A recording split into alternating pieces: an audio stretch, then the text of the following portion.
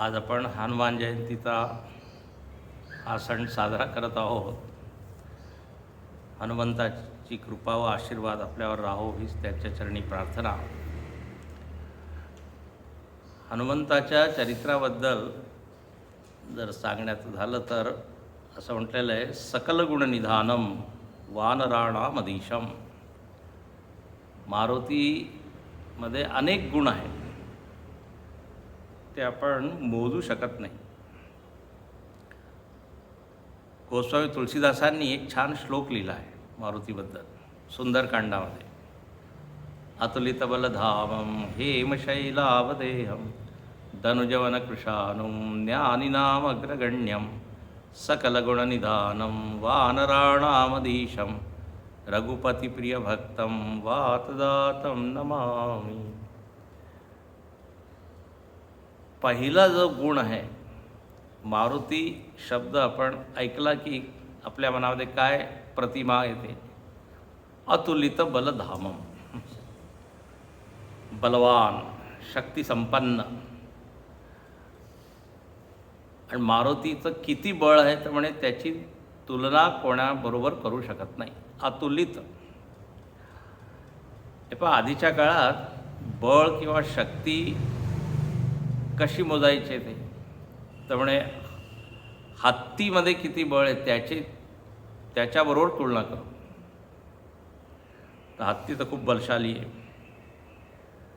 त्यामुळे 1000 हत्तींचं बळ एका दिग्गजामध्ये असतं. दिग्गज म्हणजे दिशामधील जे हत्ती आहे, जे दिशांचं रक्षण करतात.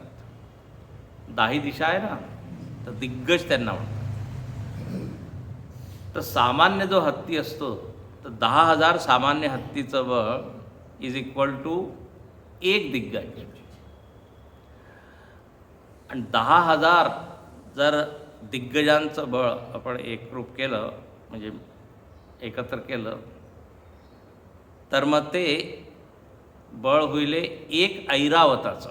इंद्राचं कोणतं हत्ती आहे? ऐरावत.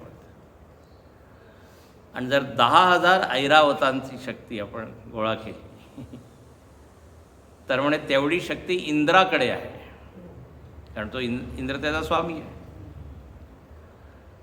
आणि 10,000 इंद्रांची जी शक्ती आहे ती जर आपण जोडली तर मग ती शक्ती हनुमंताच्या एका करंगळीच्या बोटामध्ये.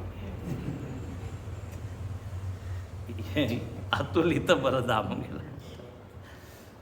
म्हणूनच तर तो एवढा मोठा डोंगर उचलू शकला.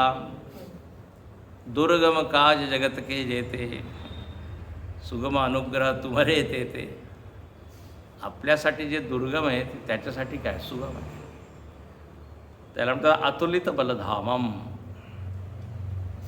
जय हनुमान ज्ञान गुण सागर, जय कपीस तिव लोक उजागर, रामदूत अतुलित बलधामा.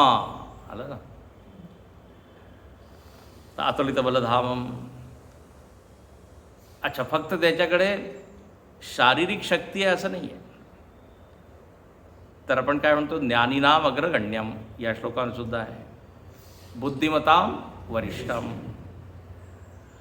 नुसती जर आपल्याकडे शारीरिक शक्ती असेल आणि बौद्धिक शक्ती नसेल, म्हणजे त्याला बुद्धी नाही, त्याचा उपयोग कसा करायचा, तर मग या शक्तीचं 2च फळ होईल. मी जेलमध्ये जाईन किंवा हॉस्पिटलमध्ये जाईन. म्हणजे चुकीच्या ठिकाणी उपयोग करीन. जर समोरचा जास्त असेल तर खूप मारेल आणखीन हॉस्पिटल. नाही तर मी चुकीच्या ठिकाणी मारायला गेलो तुरुंगात. म्हणून बलवान आणि बुद्धिमान दोन्ही. मारुतीमध्ये दोन्ही गुण आहेत. मानसिक बल आहे त्याच्याकडे. आता पहा, रावणाच्या लंकेमध्ये एकटं जाणं सोपं आहे का? त्यासाठी मानसिक शक्ती पाहिजे की नाही?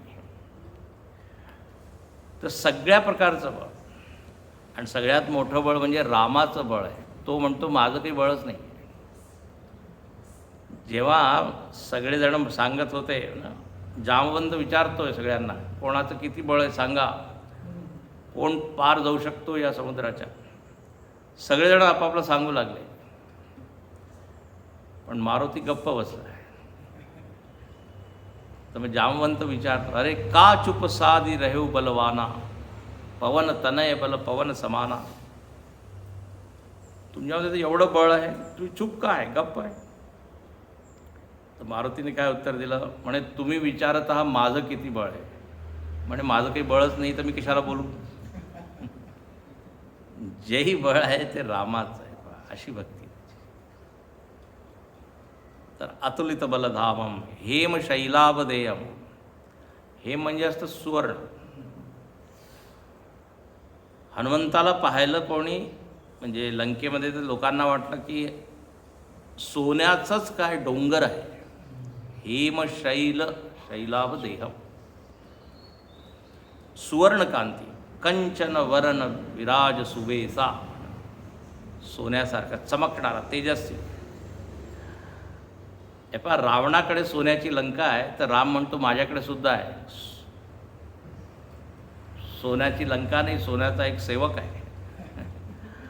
आणि कोणतं सोनं खरं आहे याची परीक्षा जरा करून बघा. सोन्याची परीक्षा होते अग्नीमध्ये. जे अग्नीमध्ये जळत नाही ते खरं सोनं. लंका दहन झाली, सोन्याची लंका जळाली, मारुती दहन. तर हेम शैलावदेय, तेजस्वी, अतुलित बलधामम हेम शैलावदेयम धनुजवन कृशानुम. कृशानु म्हणजे अग्नी, आणि धनुजवन, धनुज म्हणजे राक्षस. राक्षसांचं जे वन आहे, म्हणजे इतके राक्षस आहे, त्या सगळ्या राक्षसांना जाळून टाकणारं कोण आहे, टाकणारं कोण? मारुती अग्निरूप आहे. आता लंकेमध्ये सगळ्यांना जाळलं. लंकेची केली होळी, एकनाथ महाराजांनी एक आरती लिहिली आहे, तिच्याने म्हणतात,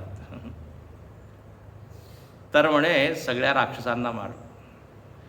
अशोक वाटिकामध्ये जेवढे राक्षस होते, आता त्या मेघनाथनी रावणाला बांधलं, आणखीन तो घेऊन गेला कुठे, रावणाच्या दरबारात. मग रावण विचारतो, केही अपराध आहे, आमचे हे राक्षस आहेत, का मारलं तू त्यांना, त्यांचा काय अपराध आहे. तर मारुती काय म्हणाला, मी गप्प असून तिथे आपलं फळ खात होतो झाडावर. आणि माणसाची काय, संविधानाने अधिकार दिलेला आहे की माणसाला आधी आपलं प्राण वाचवले पाहिजे, है ना. तर मला भूक लागली होती, आणि माकड तर फळ खाऊ शकतो, त्याचा अधिकार आहे.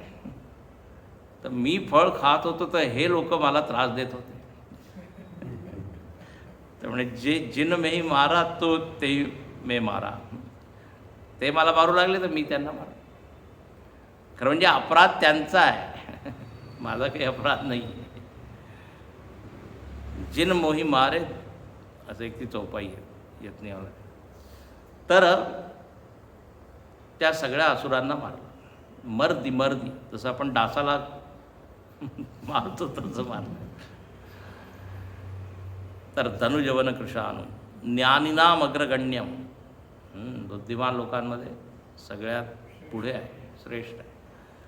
जेव्हा पहिल्यांदा प्रभू रामचंद्र भेटले मारुतीला, आणि मारुतीबरोबर संवाद झाला, तर प्रभू रामचंद्र लक्ष्मणाला सांगतात की म्हणे हा निश्चितच वेदज्ञ असायला पाहिजे, वेदांचा पंडित, कारण याच्या वाक्यांमध्ये काही दोष नाही. व्याकरणात 9 प्रकारचे व्याकरण ज्यांनी जाणले आहे, तोच असं शुद्ध भाषा बोलू शकतो. तर प्रभू रामचंद्र एवढे प्रभावित झाले, म्हणे हा निश्चितच ज्ञानी पुरुष, ज्ञानिनाम अग्रगण्य.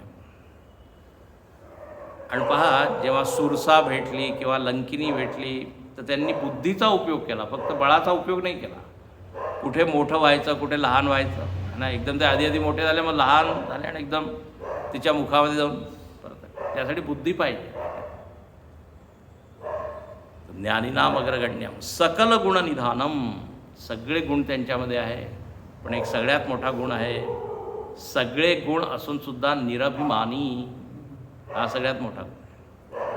नाहीतर लोकांमध्ये 2-4 गुण आले नाही की हा इतका अहंकार, अभिमान. लोकांना समजतच नाही दुसऱ्या लोकांना. पण जेव्हा मारुती परतला लंकेपासून, तेव्हा प्रभू रामचंद्र खूप स्तुती करू लागले. सुनसुत तो ही उरीनमय नाही, मी ऋणी झालो, मी कर्ज फेडू शकत नाही, तू एवढं मोठं काम केलं, समुद्रोल्लंघन केलं, अशोक वाटिका उद्ध्वस्त केली, लंका दहन, सीतेला माझा निरोप दिला, वगैरे वगैरे सगळे सांग. पण मारुतीची काय कमेंट आहे सगळ्या याच्यावर, म्हणे सो सब तव प्रताप रघुराई, नाथ न कछु मोरी प्रभुताई. म्हणजे सगळं तुझ्यामुळे झालं आहे, माझ्या याच्यामध्ये एक तीळ मात्रसुद्धा कॉन्ट्रीब्युशन नाही. ह्याच्यासाठी खूप भक्ती लागते, मन खूप शुद्ध लागतं, तेव्हाच अशी वृत्ती येते. सकल गुणनिधानम वानराणाम अधीशम, सगळ्या वानरांमध्ये जो श्रेष्ठ आहे. वात जातम नमामी, जो पवनपुत्र आहे. अच्छा बा, वायूसुद्धा असा आहे, वायू दिसत नाही आपल्याला, पण 24 तास कोण सेवा करत आहे? वायू. मी नेहमी म्हणतो हिंदीमध्ये, वायू है तो आयु है. वायू संपली की गेलं. बाहेर प्राण वायू आहे, आतमध्ये प्राणरूपात मारुती बसला. आपण म्हणतो ना की चिरंजीवी आहे मारुती. कशा रूपात चिरंजीवी आहे? वायूच्या रूपात. त्रेतायुगमध्ये होता, कलियुग म्हणजे द्वापर सतयुग नेहमीच आहे. हे पहा, पृथ्वी आपली सेवा करते हे दिसतं आपल्याला, झाडं सेवा करत आहे हे दिसतं, नदी समुद्र सगळे सेवा करत आहे,